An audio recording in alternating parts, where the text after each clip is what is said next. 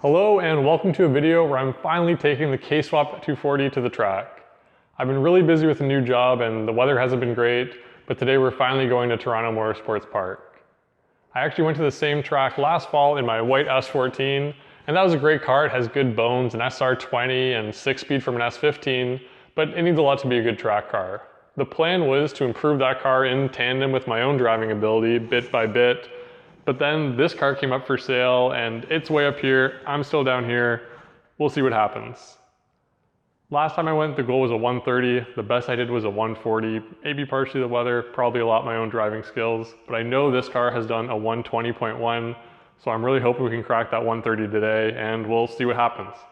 Anyways, let's head to the track. The drive to the track was a bit stressful, dodging Ontario potholes to avoid hurting the very expensive oil pan, and being gentle on the brakes to avoid putting my girlfriend through the windshield. But we made it. This was an open lapping day, but I figured at 4 p.m. on a Wednesday it wouldn't be too busy. I started with just a couple laps to make sure my alternator wasn't going to fall off again, and came back to check. I don't have any footage of those laps, as while the alternator stayed on, the camera did not. Even in this warm-up session, the car ran a 129, hitting the goal for the day. This was especially exciting as I was holding back. For the next session, I used some duct tape for the camera, which wasn't ideal, so I apologize for how overexposed it is outside. This session already had a fair bit more traffic, and people really didn't want to let a 26-year-old Nissan go. I could have followed a bit closer to people, as I'd often end up driving behind them for more than a full lap before they'd let me through. But when I did get some room, I managed a 125, which was super exciting to me, again surpassing my expectations, and also because I was still holding back a bit, only using 3rd and 4th gear. Plus, I just had a lot of areas where I could improve, like getting on the throttle much sooner in most turns. The R888s are also 5 years old now, so I imagine some fresher tires could shave a good bit of time too. When I got off the track, I eventually remembered I brought a temperature gun and wanted to see what the heat distribution was like on the tires. What do I do with these numbers? I don't know really, you probably have a better idea than me. The fronts had a pretty even distribution, but the rears seemed like the vast majority of the heat was on the inside of the tires. I would usually think this means I have too much negative camber in the rear, but I think in this car it probably means I'm not pushing hard enough in and coming out of the turns. It could also be that I took so long to check them and the outsides may have cooled faster, along with throughout my cooldown lap where I probably didn't use the outsides at all. This is definitely something I'll keep an eye on in the future. I also checked the tire pressures and dropped them to be in the 33 to 36 hot range, with a couple more PSI in the front to try and get rid of some oversteer. I'm just following Dave on this one. For the third session, I decided to move the camera to the dash, so I would be sure to at least have some footage of the day, and I'm glad it was recording to show what all happened next. The third session was busier still, but I was able to find some space and run another 125. Letting this clip play, I can see a lot of areas to improve. I'm excited to overlay the clips in the future to compare my driving with different lines, gears, and so on. I was even thinking of doing the same with footage from Speed Academy to figure out where I'm dropping the most time and how to improve. For now, I think the biggest losses were going in a little too slow and accelerating out far too slow, partially because I was always in 3rd instead of 2nd. I'm curious how much time that'll save. I didn't feel too far out of the torque band in 3rd, but I'm sure it'll make a difference, especially if I were to keep it in VTEC coming out of the slower turns. If you have any tips, tricks, or ideas, I'm all ears. Please leave a comment, I'd really appreciate any advice I can get. I'll let the remainder of this lap play out, both for the gurus out there and my own future reference.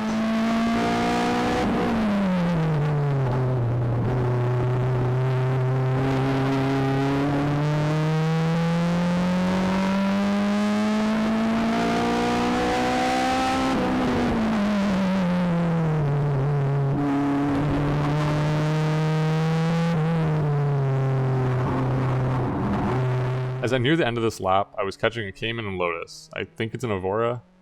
I probably could have gotten a 124, but the Lotus slowed down to let the Cayman through, but wasn't going to let me go, so I took a slower line to stay inside. Then he stepped on it and made me chase him down to the next braking zone before letting me pass. I will say, I know lapping days aren't about racing or anything like that, but it's so much nicer to be somewhat on pace with the quicker cars and doing some passing rather than being lapping at a 140, constantly checking my mirrors and letting trains of cars by every other turn. As a random side note, I think Dave was there with that new Veloster N, as I noticed he was passing a lot of the same cars in their video. So I'm right at this Cayman's posterior here. He's giving me the point by. I mean, what more do you want than that, guys? We're past the Cayman. As I approached the final turn, my steering felt a bit funny. It took a lot more effort and really caused me to slow down. I wasn't really sure what was going on, and foolishly focused on the opportunity of the clear track ahead for me to hunt down a faster time, rather than play it safe and see what was happening.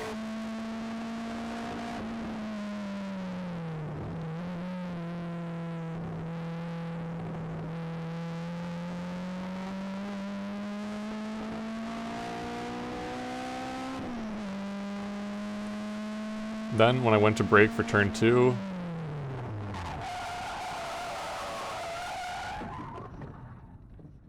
yep, my first spin. Thankfully it happened in a pretty safe area and stayed on track.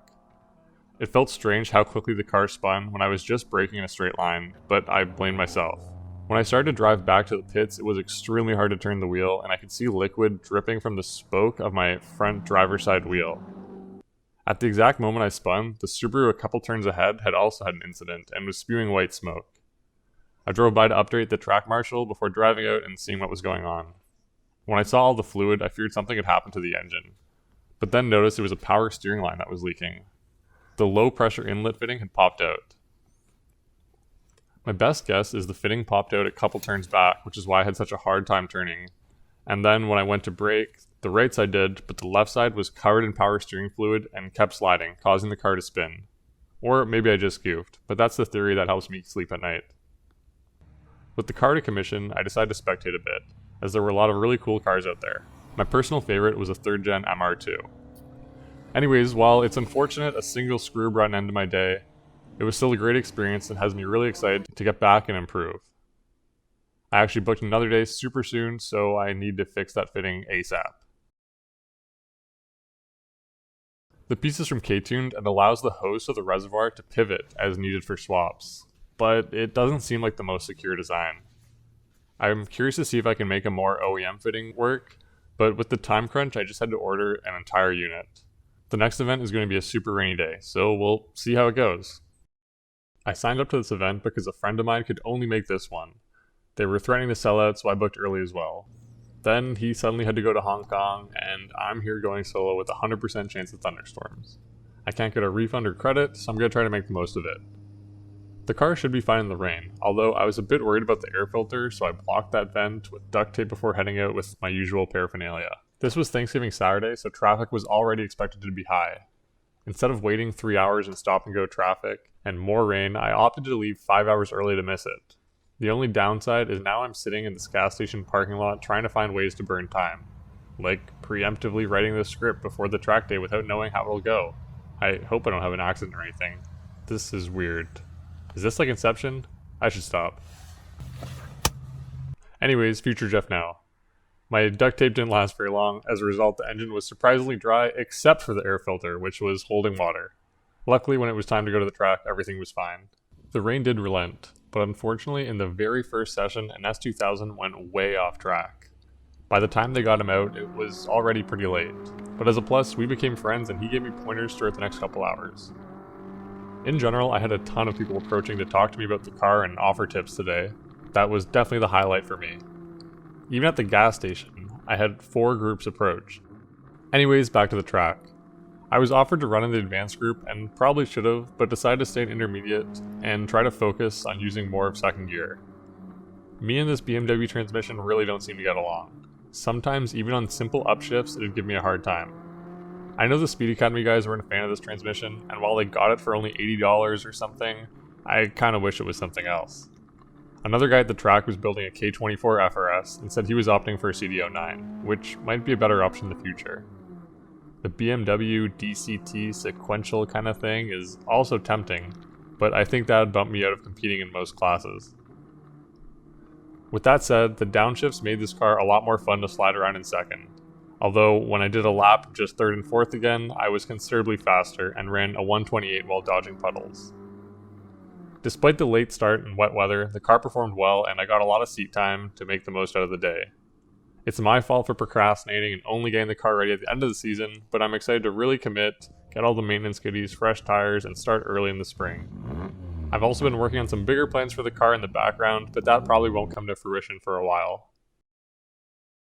If you want to see any of that, please like the video and subscribe to the channel. It really means a lot.